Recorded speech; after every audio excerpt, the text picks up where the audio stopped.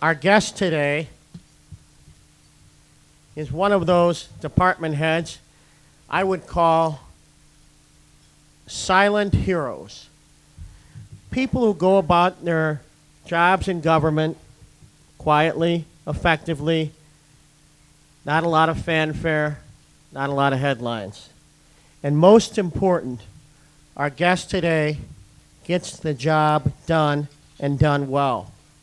Under our guest's leadership, the Department of Housing spends roughly $300 million annually to build, to buy, rehab, and otherwise maintain affordable housing throughout the city. Prior to moving up to commissioner, our guest today had served as first deputy commissioner for 2 years. Our guest today holds a bachelor's degree from the University of Chicago and a master's degree in urban and regional planning from the University of Oregon. Ladies and gentlemen, it gives me great pleasure to welcome back to the City Club of Chicago the City of Chicago Department of Housing Commissioner, John Markowski. Jack?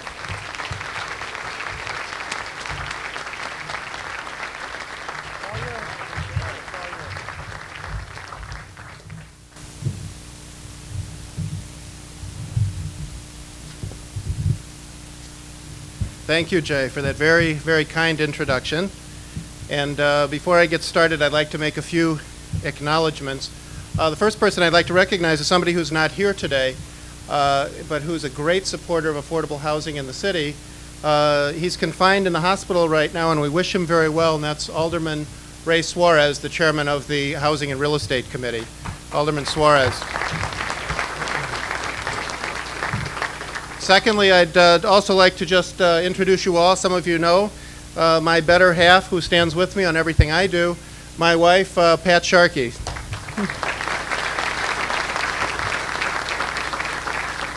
And in addition to Rich Monacchio and myself, there's actually people who do all the work at the Department of Housing, and they're with us here today. They're the people that make us look good and that deliver the goods for everybody in affordable housing. So I'd like to stand all the staff at the Department of Housing who's here. Ed Doherty.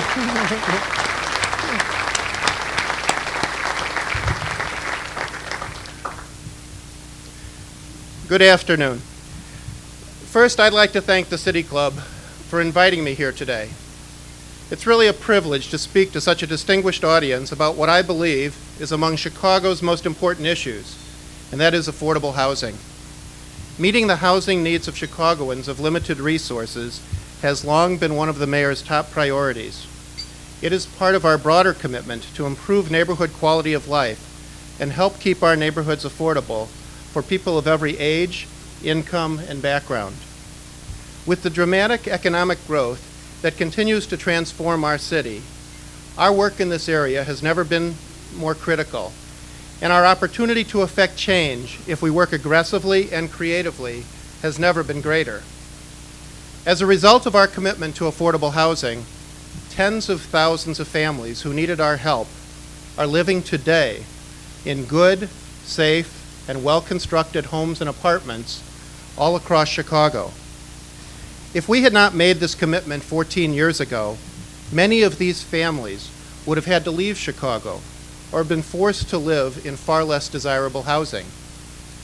Since 1989, we have invested more than $3 billion in local, state, and federal funds to create, improve, and maintain more than 100,000 houses and apartments.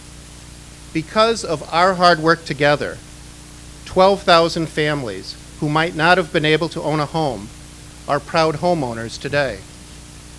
33,000 families who might not have been able to improve their homes have made repairs and renovations that upgrade not only their homes, but their entire neighborhood. 48,000 individuals and families who might not have been able to afford a decent room or apartment are living in affordable rental units.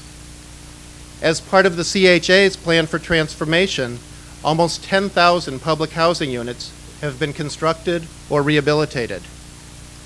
Our housing programs have been directed at those who are most in need of help.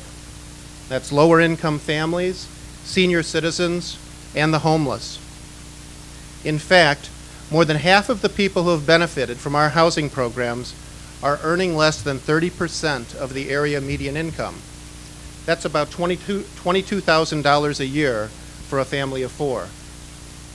This morning, Mayor Daley announced $9 billion in new affordable housing investments in Chicago over the next 5 years by Fannie Mae and Freddie Mac, two agencies that invest heavily in the private mortgage market. Their commitment will deliver critical additional financing to the third 5-year affordable housing plan crafted under the mayor's tenure. This new plan commits nearly $1.9 billion to construct, preserve, or otherwise assist 48,000 units of affordable housing from 2004 through 2008. It is entitled Build, Preserve, Lead, a housing agenda for Chicago's neighborhoods. This is a document that all of Chicago can be proud of because so much of Chicago had a hand in its making. It is the product of a broad range of organizations involved in affordable housing: city and state government, developers, not-for-profit advocates, banks, some of America's leading researchers. Many of the groups are represented here today. Together, we have drafted a blueprint reflecting the range, the very broad range, of housing priorities across Chicago. This is no simple feat, for what works in parts of Rogers Park may not work in Englewood, and the opportunities in South Chicago may differ greatly from the near West Side.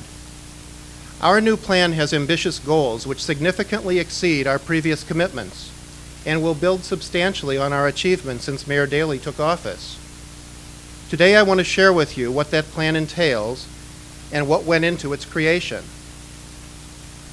Chicago is stronger and healthier today than it has been in decades, with a renaissance in our neighborhoods, a booming central city, and a large and diverse economic base. At the center of a $332 billion regional economy, Chicago is truly a turnaround city, a clear leader among older urban centers. In the 1990s, Chicago reversed a 40-year decline in population by adding more than 100,000 residents, and we had a net gain of 20,000 housing units. Neighborhoods across the city showed signs of renewal, from townhouse and high-rise construction near the Loop to large new developments and infill construction in long-dormant communities. The city added 40,000 new homeowners in the 1990s, and the overall home ownership rate increased from 41 to 44%. The largest increases were among Latino and African American households. As in cities across America, Chicago's home prices are rising. Yet Chicago remains the third most affordable of the nation's 10 largest cities. And although rents have risen in many areas, the proportion of Chicago households that are rent burdened, that is, those paying more than 30% of their income on rent, actually fell from 42 to 38% in the 1990s. And recently we've seen a loosening of our previously tight rental market, which has led to more real reductions in rent. Chicago's huge job base is a magnet for immigrants from across the world. They come to start new lives, and in turn, they add to our vitality and diversity. In the 1990s, Chicago added 160,000 foreign-born residents, and the Latino community grew to 754,000 people. That's 26% of our total population. As the Chicago area has grown, it has also become more economically balanced. The share of high-poverty census tracts fell by 39% in the 1990s, as poor residents and their neighborhoods benefited from a strong economy and progressive public policies. The number of people living in high-poverty census tracts fell by nearly 178,000. But despite our overall economic vitality, significant challenges remain for housing in Chicago. First among these is affordability. More than 225,000 households in Chicago pay more than 30% of their income on rent, and 73,000 exceed that standard on their mortgages. We have an aging housing stock. Approximately 438,000 units of housing are more than 60 years old. They need ongoing investment.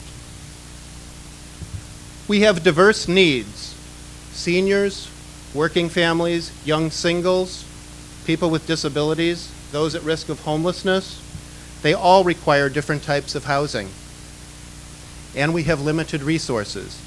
Public funding is limited at all levels of government. The story is much the same throughout the country. Nearly 1 in 7 American households spends more than 1/2 of its income on housing. Only 1/3 of the nation's 10 million most needy renters receive housing assistance. And in a recent survey by the National Low-Income Housing Coalition, more than half of all Americans said that they or someone they knew well had trouble meeting housing expenses in the last year. And yet more and more of the responsibility for providing affordable housing has fallen on state and local government. Since 1976, federal funding for affordable housing has fallen by half, and there is little evidence that trend will be reversed anytime soon. Fortunately, we are graced with the tools, the partners, and the track record to confront our challenges on many fronts. And so when we convened our advisory panel to initiate the planning process earlier this year, we were not starting from scratch. We were building on the success of previous plans, under which housing production has consistently exceeded our goals. We were building on programs and financing approaches that are among the most creative in the country. And we were building on our partnerships. Partnerships with the secondary market, like Fannie Mae and Freddie Mac and the Federal Home Loan Bank. Partnerships with investors and financial institutions. Partnerships with nonprofit lenders like LISC, the Community Investment Corporation, and NHS. Our partnership with the Illinois Housing Development Authority. Partnerships with community organizations and civic organizations throughout the city. And of course, partnerships with the nonprofit and for-profit developers of affordable housing. We drew on all of this to develop our new plan. We consulted with national and local experts, we held public hearings, we discussed and prioritized the issues facing Chicago. And in the end, we have a plan that, despite the limitations of our current economy, challenges us to do even more for affordable housing in Chicago. Under our new plan, we will pursue 4 key strategies. We will build, we will preserve, we will assist households, and we will lead. First, we will build, because in today's economy, virtually no new affordable housing is built without government assistance. This is particularly true when we are talking about housing for low and moderate income households, especially those with unique housing needs. Seniors living on fixed incomes, hourly workers in search of safe, clean SROs, the physically disabled who are in need of housing accessibility. We will build for these and for the broad range of unmet housing needs in Chicago. We will also build because strong housing builds strong communities. When we invest in new homes for Chicago, we're helping working families gain access to home ownership. We're also bringing their new commitment and energy to the community. These will encourage other investments, lead to safe streets and better schools, provide a foundation for commercial development, increase the tax base, and improve the overall quality of life. When we build, we will target those most in need. For renters, this means households under 50% of median income. That's about $37,000 for a family of 4. We will reach our lowest income households through aggressive implementation of the Mayor's Supportive Housing Initiative, under which we will finance more than 1,700 units as part of the city's commitment to end homelessness. Our homeownership programs will primarily target households between 60 and 100% of median income. That's between $45,000 and $75,000 for a family of 4. To help expand affordability, we will assist not just single-family housing, but also condominium and cooperative forms of ownership. In area where prices are high and the city owns little or no vacant land, we will create affordable home ownership through CPAN, the Chicago Partnership for Affordable Neighborhoods. CPAN reflects one of the innovative ways we tap the city's growth to benefit low and moderate income Chicagoans. Working with local aldermen and a developer, we secure affordable units in an otherwise market rate development in return for fee reductions or regulatory relief. We will also build through our commitment to the CHA's plan for transformation. Over the next 5 years, we will commit a substantial share of our resources to what is the most ambitious urban redevelopment program in the nation. When finished, we will have helped to construct 6,500 public housing units within mixed income communities of 20,000 new rental and for sale units. We will have changed lives, and we will have ended economic isolation. Given the challenges of building new affordable housing, it is ever more important to preserve what we have. Chicago's neighborhoods include some of the most durable and attractive housing in the country. Historic bungalows, graystones, spacious apartment buildings, and much of it remains affordable to households of low and moderate incomes. But many of these aging structures are lost each year to deterioration and abandonment, and they are not easily replaced. Since they can't be rebuilt, we need to save them, and we will. We will pursue our preservation strategy on 3 fronts. First, with respect to federally assisted housing, we will continue to act as HUD's lead agent to restructure and refinance expiring Section 8 properties. We will simultaneously conduct a building-by-building review of expiring tax credit properties to keep these buildings affordable and well-maintained. We will help building owners access tax incentives that reduce assessments in return for maintaining affordable rents.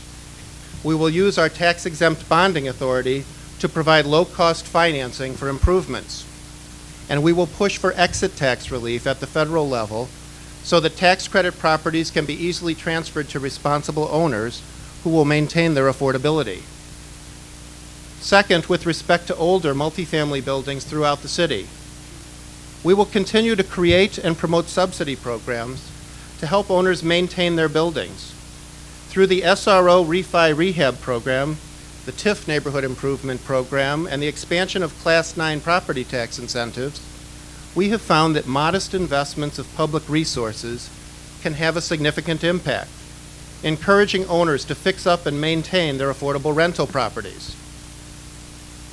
And we will give even more emphasis to the Troubled Buildings Initiative, working with the Community Investment Corporation, the Building Department, and the CAPS program. This initiative provides a vital link between code enforcement and preservation of affordable housing. By intervening in housing court, we are able to stabilize troubled properties, evaluate their rehab potential, and identify new owners to provide continued affordable housing. In its first year, the Troubled Buildings Initiative is already addressing 1,500 rental units. We will significantly expand this effort in the coming years. And third, we will preserve our single-family homes. We will help homeowners maintain and improve their homes through programs such as the Emergency Housing Assistance Program, the TIF Neighborhood Improvement Program, and the historic Chicago Bungalow Initiative. We also want to expand the use of federal income tax credits for loans to rehabilitate single-family homes. We will do all that we can to help people remain in their homes, but when foreclosure or abandonment occurs, we need to move aggressively to obtain the vacant homes, rehab them, and return them to productive use. Currently, we are working with NHS and a growing pool of financial institutions to acquire foreclosed homes at discount prices. Other homes are acquired through tax liens, through abandonment proceedings, or through HUD. We will place increased emphasis on obtaining vacant single-family homes, repairing them, and selling them to new owner-occupants. Besides building and preserving affordable housing, our third key strategy is to provide direct assistance to households. Our assistance enhances affordability and helps residents to stay in their homes. The foremost commitment of city corporate resources is to our low-income housing trust fund. With $6.5 million per year, the trust fund provides ongoing rental subsidies to more than 2,000 of Chicago's lowest income households. This is the largest locally funded rental subsidy program in the country, and we are committed to its continuation. Each year, Chicago uses tax-exempt bonding authority and other resources to provide financial assistance for hundreds of first-time homebuyers. In recent years, we have placed special emphasis on encouraging police homeownership in our neighborhoods. Over the next 5 years, we will continue our homeownership assistance, and we will seek to expand our homeownership offerings to teachers and to households with housing choice vouchers. With our aging senior population, we will give special attention to help seniors age in place. Through H-Rail, we will provide accessibility modifications and other repairs for seniors. Through counseling and education programs, we will provide information on predatory lending, foreclosure prevention, reverse mortgages, and opportunities for tax relief. Through our network of delegate agencies, we will increase awareness of housing programs and resources throughout the city. We will inform landlords and tenants about their rights and responsibilities, and we will support legal assistance for tenants. And we will expand support for homeownership counseling services to assist prospective and existing homeowners. We want to standardize the type and quality of services that are provided for pre-purchase and post-purchase counseling, and for foreclosure prevention. And finally, we will lead efforts to develop policies and funding to support affordable housing. Chicago is recognized across the country as a leader in affordable housing for our advocacy in Washington, for our creative program design, and our aggressive goal setting. But we can do even better. We will reduce the cost of producing affordable housing through a new interdepartmental task force. This task force has already been convened by the mayor's office. It includes the commissioners of all departments involved in housing. It will help focus the departments on affordable housing. It will increase coordination and reduce red tape. The city is committed to developing more policies to support affordable housing. We have already implemented requirements for affordable housing within all developments that receive city financial assistance or discounted land. In the near future, we will adopt a system of density bonuses to encourage the inclusion of affordable housing within market rate developments. We will continue our efforts in Washington and in Springfield for more resources, for greater flexibility in how funds are used, and for policies that support affordable housing. At the federal level, we need an expanded rental production program and increased resources for rental assistance.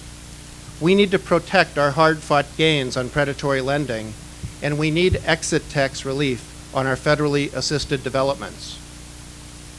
At the state level, our first goal will be to create a document recording fee to provide rental assistance for very low-income households throughout Illinois. Mayor Daley recently called on the state legislature to pass this legislation, which would provide more than $5 million per year for Chicago. This would allow our trust fund to provide rental assistance for an additional 1,250 households each year. From all sources combined, we will commit almost $1.9 billion over the next 5 years to produce, improve, and assist more than 48,000 units of affordable housing. We will spend 80% of our resources on households at or below 60% of median income, and our rental programs will primarily serve people below 50% of median income. Through the Low Income Housing Trust Fund, the Supportive Housing Initiative, and CHA's Plan for Transformation, we will maintain a significant emphasis on households with incomes under $20,000. Our new plan exceeds the goal of our last plan by $600 million and by 13,000 units. The $1.9 billion will come from a variety of sources. The city will provide more than $30 million per year in direct corporate funding and other city assistance. We will make expanded use of the city's tax-exempt bonding authority, which will in turn generate more tax credit equity. We will continue to use our federal resources, CDBG, home, and our annual allocation of low-income housing tax credits. We will leverage financing from local loan pools, such as NHS and CIC. And as in our current plan, we will include a resource challenge. We are committed to raising an additional $100 million over the next 5 years. We know that we will not accomplish our ambitious goals alone. We will do it with the help of the private sector, with our nonprofit partners, and with other government agencies. We will do it with all of you who are here today and with your colleagues. Whether you are a civic organization or a foundation, a lender or an investor, a community organization or a developer, your work plays a key role in providing affordable housing for all of Chicago. And we will not be finished until every Chicagoan has a clean, safe, affordable home in a clean, safe, and affordable neighborhood. On behalf of Mayor Daley and the City of Chicago, I thank you for your support, your continued hard work to build a better Chicago. Thank you.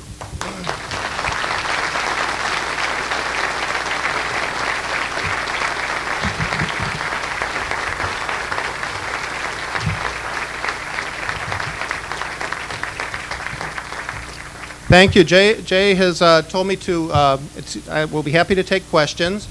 Anybody, the City Club requested, anybody who comes, just come up to the microphone and identify yourself so we'll know who's talking and you'll be on, preserved on TV. As you go out later today too, I want everybody, we have copies of the plan for everybody. You can grab them on your way out. So, yes, ma'am. Good afternoon, Commissioner. Good afternoon. I'm Joyce Saxon. I'm on the board of this fine organization. Great. I was born and still live in Old Town. Can you share with us any near-term plans for the eradication, replacement of what remains of Cabrini-Green? Well, the Cabrini plans, we're committed, we're working with the Chicago Housing Authority to completely transform Cabrini. Now, we've had a lot of progress there already in tearing down high-rises and in replacing them with mixed-income communities. The one most recently that we financed was called Northtown Village, which was several hundred units of rental and for-sale housing, and it was a mixture of about 1/3 market rate, 1/3 affordable, and 1/3 public housing residents. That is the model that we will proceed for redeveloping the rest of Cabrini-Green. Did they sell well, Commissioner? I think they've sold very well, and I think, you know, there's challenges. There will be always challenges of community of diverse people living together, but I think overall it's doing very well, and that's the model we'll preserve for the future. Thank you.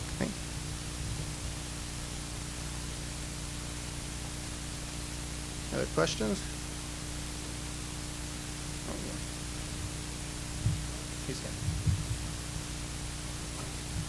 Dan Burke with Chicago Community Development. Commissioner, you mentioned, I was thrilled to hear the emphasis on exit tax relief. And last week, Representative Ramstad and Cardin introduced H.R. 3485, which does grant exit tax relief to federally assisted housing sold to purchasers that will extend its use, which was a big breakthrough. But there's a member in the Illinois delegation on Ways and Means, Jerry Weller, who wondered in the specific aspects of leading whether we could seek your help in winning his support for this legislation. Absolutely. We'd be happy to talk to Congressman Weller.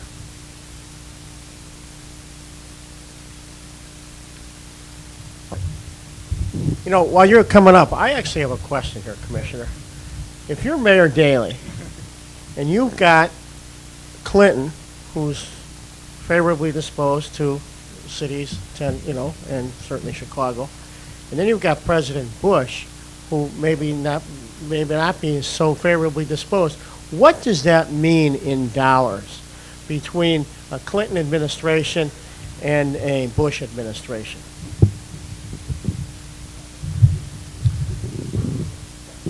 Well, That's a let me trick just say, the question. first thing I would say is a positive about the current administration, which is, with respect to the Chicago Housing Authority, I think that we have a very good relationship. I'm speaking for the CHA, but there's hundreds of millions of dollars that have already been previously obtained under the Clinton administration, primarily for Hope 6, and the CHA is working very closely with the federal administration to use that money and for the redevelopment, and we're getting a lot of support from HUD on that front. With respect to the overall policies, though, the differences are, previously, there was real discussion of a new production program for rental housing. There was discussion of a national housing trust fund. There was talk of more Section 8 type assistance, rental assistance for low-income renters. You can't serve people very well under 30% of median income without rental assistance. They need the rental assistance to go with the targeting. All of those things were moving ahead. We had to fight to save the tax credit within the last year. That when in the current administration, when they moved to remove double taxation on dividends, one of the I think unintended consequences was going to be to decrease the attractiveness of low-income housing tax credits. So we had to mobilize to save that, which we did.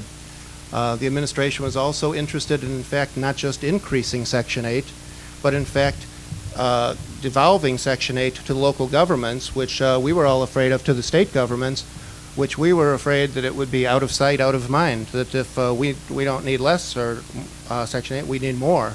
But if you put it at arm's length, it moves the problem away, it moves the issue away, and moves it to the states. It ends up becoming an unfunded mandate at the state level. So those are the kinds of things that we're combating today, and we need, another administration, a Democratic administration, frankly, would be spending more money and putting more attention to the problems in our cities and locally. Yes. Commissioner, thank you for sharing your plan. My name is Chris Carley, chairman of the Fordham Company, a development company. The Fordham Company, as we kind of heard some people refer to us, as developing unaffordable housing at the very high end. I think that the development community at the high end, and especially maybe at the high end, but across all types of development, should be participating in the real challenges of developing affordable housing. Do you see how the broader development community can help in this quest? It seems like we're not doing nearly enough, if anything. Do you do primarily rental or for sale housing? For sale. Okay. Because a few different things. We have, first of all, we have our CPAN program, the Chicago Partnership for Affordable Neighborhoods.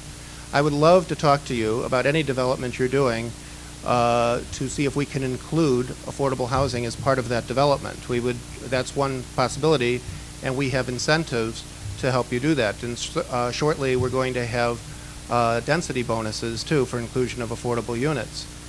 In addition to that, if you simply with your expertise or your ideas, I'd like to talk to you about, to hear what you think you might be able to contribute and what you might be able to do. On the rental side, one of the things that I think is we're working with a major developer downtown that I hope this comes shortly to reality, the idea that we can build an upscale rental building but include a significant portion of affordable rental units within it. And by doing that, qualify for Class 9 taxes, tax abatements, and we can use some tax-exempt bonding authority to help that out too. So there's ways that we can provide incentives to help your development meet affordability as well, and I'd like to talk to you about that. My one comment, I think the part of the solution certainly is including affordable units in these developments, but the total solution, it gets untenable when, as Fordham does, we develop units probably from 500,000 to 10 million. I mean, crazy numbers.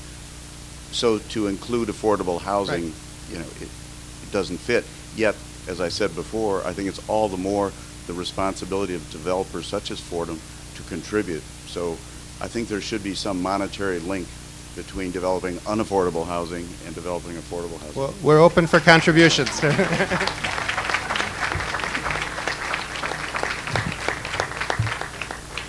Commissioner Joel Cohen, CEO, Richard Hoffman Corporation.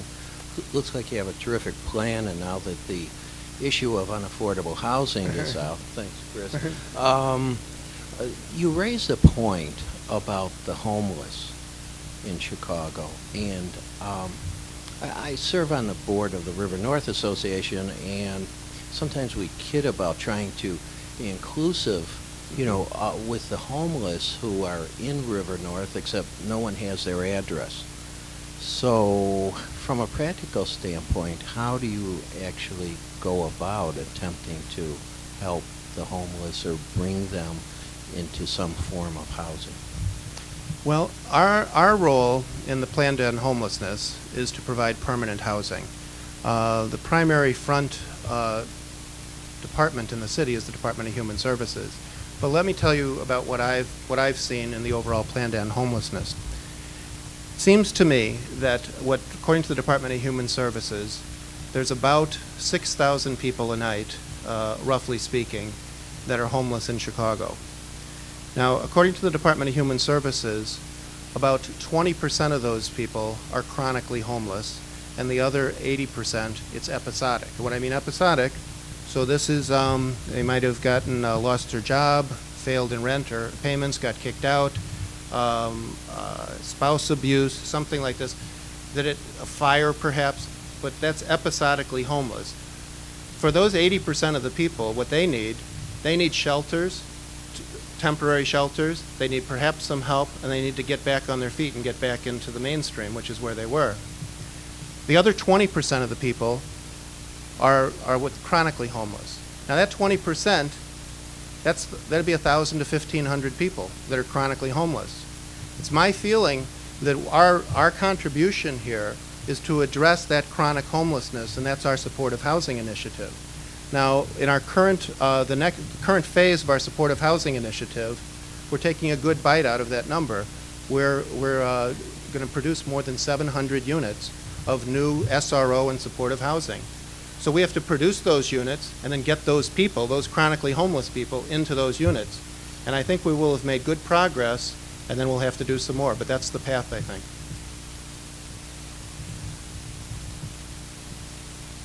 Good afternoon, Commissioner. Hello. Soyini Walton with Asset E3. We're an engineering company. We provide engineering services to property owners. What do you have in the department, or do you plan to help new developers to inform and guide those of us who are interested in branching out into development? Do you have seminars? We have seminars, we have fairs, and we have a website, but we have personal contact too. And I would strongly encourage you to contact the department, contact our representatives here today. We got to talk to this young lady who wants to do development of affordable housing, right? Right. And exactly. we can help you with rehabbing apartment buildings, rehabbing single-family homes, building new homes for Chicago on vacant city lots. You can move on any of those fronts. Okay, so my best venue is just to contact one of your They'll staff. come. Where's Eduardo Camacho? Will come contact you. Okay. Thank you.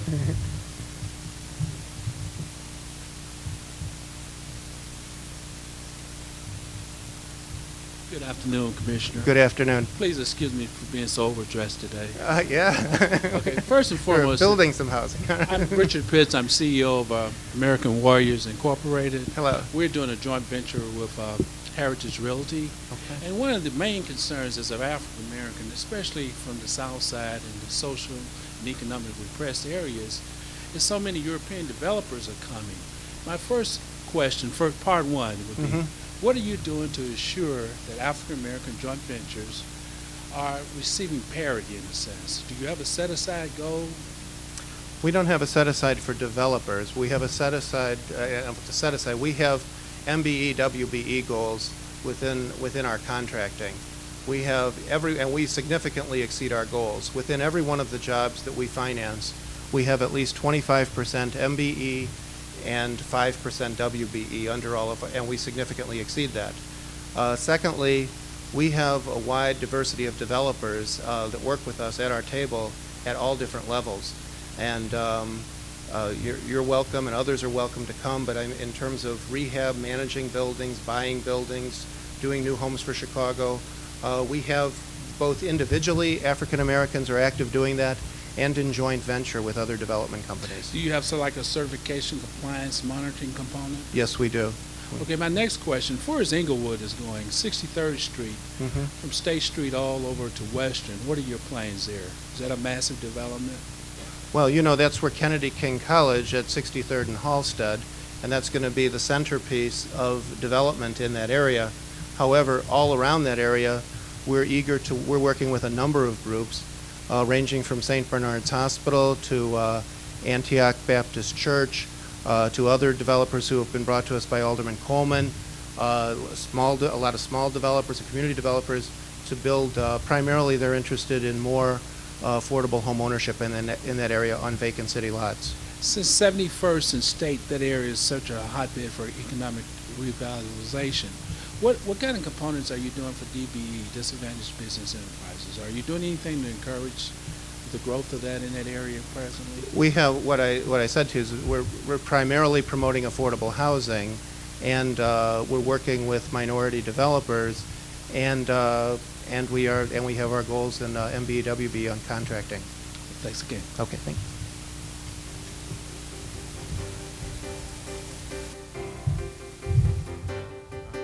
Let's give the commissioner a round of applause.